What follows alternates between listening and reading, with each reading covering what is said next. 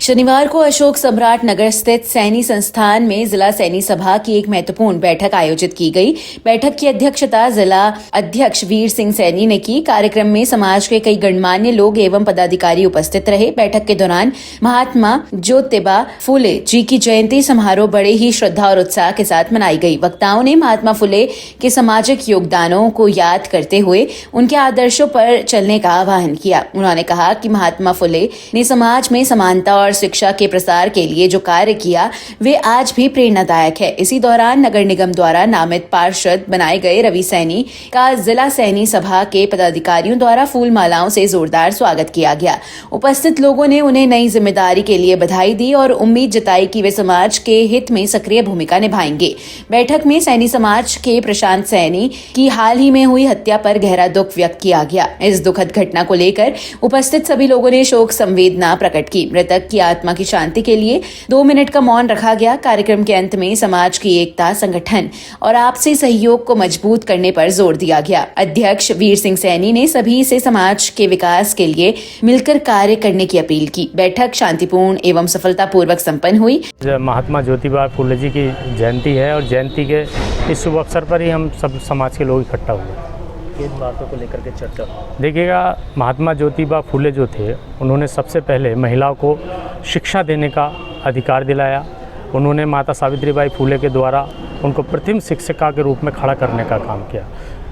आपने देखा होगा, इतिहास पढ़ के देखना कि आज अगर किसी को, महिलाओं को दबे कुचले, अगले पिछड़े, जो भी हमारे समाज के पिछड़े लोग हैं, उनको अगर पढ़ने का अधिकार किसी ने दिलाया तो महात्मा ज्योतिबा फूले और सावित्रीबाई फूले ने दिलाया। क्या संदेश इस मौके? संदेश यही देना चाहूँगा कि आज हमारे लिए बड़े ही गौरव की बात है कि हमने ऐसे पूर्वजों के जन्म लिया ऐसे समाज में कि जिन्होंने समाज को एक जागृति देने का काम किया, एक शिक्षा देने का काम किया। क्योंकि अगर आज समाज के लोग शिक्षित नहीं होते और ये अधिकारी महात्मा ज्योतिबा फूले नहीं दिलाया होता तो आज आपने देखा होगा देश आज़ाद होने से पहले जातिवाद किस तरीके से हावी था। तो आज उस मनोवादी सोच को अगर किसी ने ख़त्म किया है तो वो महात्मा ज्योतिबा फूले ने किया है। और इसी के साथ मैं ये भी कहना चाहूँगा, जो चांदपुर विधानसभा हैजरपुर में जो घटना हमारे प्रशांत सैनी के साथ हुई है वो बहुत ही निंदनीय है। आज हम से लोग कहते हैं कि हम सब भाई भाई हैं, लेकिन एक हमारे भाई को कोई गलती नहीं थी, कुछ नहीं था और उसको इस तरीके से प्रताड़ित किया गया कि उसके साथ इतनी बड़ी अत्याचार किया गया कि उसको मौत के घाट उतार दिया गया। क्या जिस ठाकुर समाज के लोग हमारे साथ कंधे से कंधा मिलाकर चलते हैं, जो हमेशा कहते हैं हम भाई भाई हैं, चाहे वो चुनावी रण हो, चाहे कोई सा भी रण हो, वो हमें साथ लेकर के चलने का काम करते हैं और कहते हैं कि अगर सैनी समाज हमारे साथ नहीं होता तो शायद हम कामयाब नहीं होते।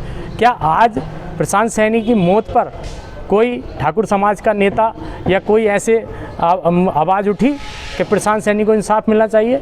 अगर यही काम शायद किसी सैनी समाज के या किसी दबे कुचले व्यक्ति ने किया होता तो आज उसके घर पर बुलडोजर चल गया होता। तो मैं तो ये निवेदन करना चाहूँगा कि हम ये नहीं कहते कि सारा ठाकुर समाज गलत है, लेकिन जिसने गलत किया है उसके घर पर बुलडोजर चलना चाहिए।